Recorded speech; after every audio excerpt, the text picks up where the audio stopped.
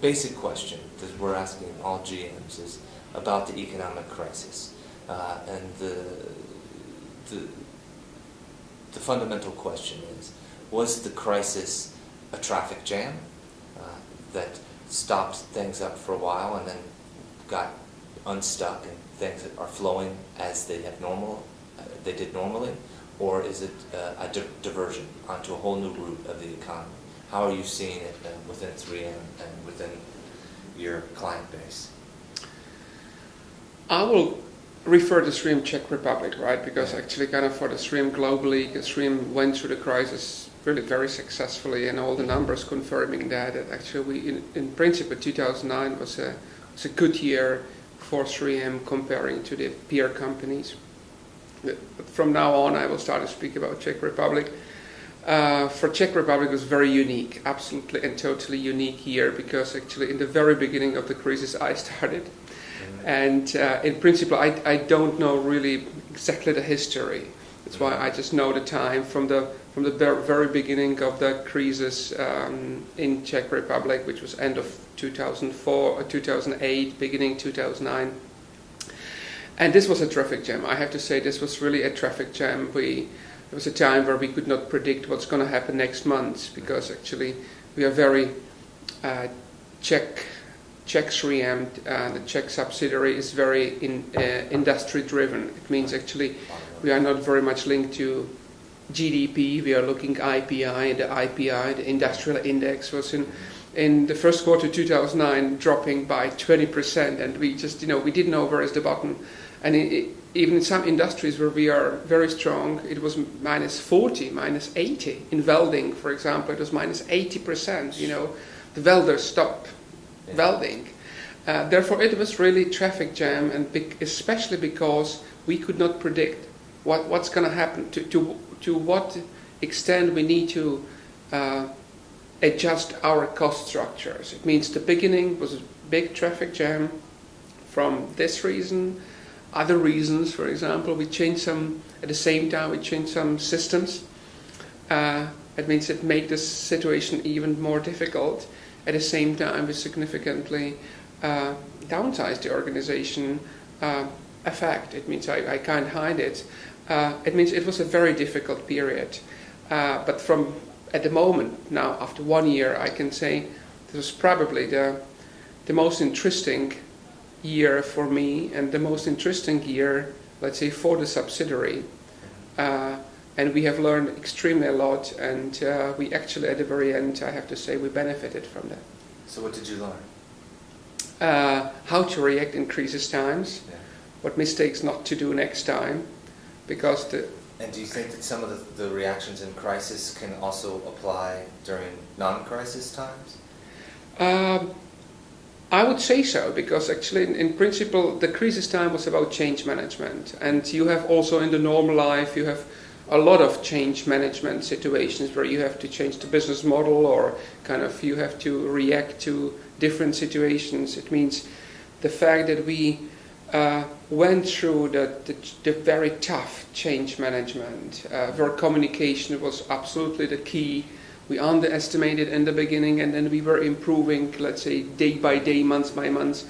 I mean, those learnings, those pieces of learning can be implemented or used anytime in the future.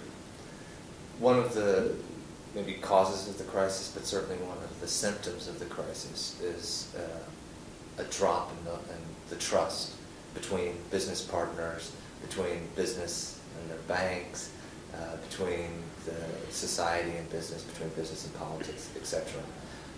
How did you see that within the company? And did you take any special measures, or did you feel like you had to emphasize more developing the trust between partners within the company, etc.? I principally think that we haven't seen any drop in trust with the partners. That's maybe just my observation. We should ask the partners as well. Maybe the partners were a little bit unhappy about us because of other things, and maybe related to the change of some systems, mostly related to logistics, but I will not speak about it today. It means I don't think this was a problem. I think we handled that pretty well. We don't have any angry customers leaving us. We always found a way. We have customers paying to us. I have to say, probably the payment model of our customers is the best in the whole of Europe. I would say it's unbelievable numbers which we are having here. That's a good part. The much more difficult part was here internally. It means for the first time that people faced situations like somebody is leaving, somebody was kind of laid off. This was for the first time in SRIM history that actually more people at once kind of left the company, and then naturally kind of the trust went down, right? It means, is it me next time? What's going to happen? We don't know. And then immediately we just closed the door and 3 people from management talked to each other, and immediately, let's say, millions of rumors were out that there will be next wave. It means the truth and trust thing, or the part of the business, was in the very beginning especially significantly harmed. That's a fact. The good thing is we noticed that pretty quickly, that's the problem. We actually asked our employees about that. We made a pretty significant and deep survey and asked them, let's say, very anonymous, what's the problem? And we actually find out what's the problem. And as usual, in crisis times and change management, it was very much about the communication. It means we felt we communicate properly, we felt we communicate enough, we have not.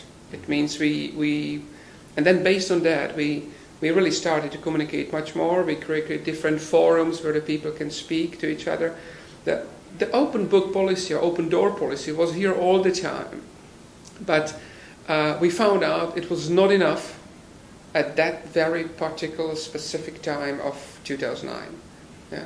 It means it was especially related to communication, which we needed to improve on different levels, on different levels, naturally always starting, let's say, with me, but in principle, everywhere we started to communicate more and more often, writing, more meetings, and.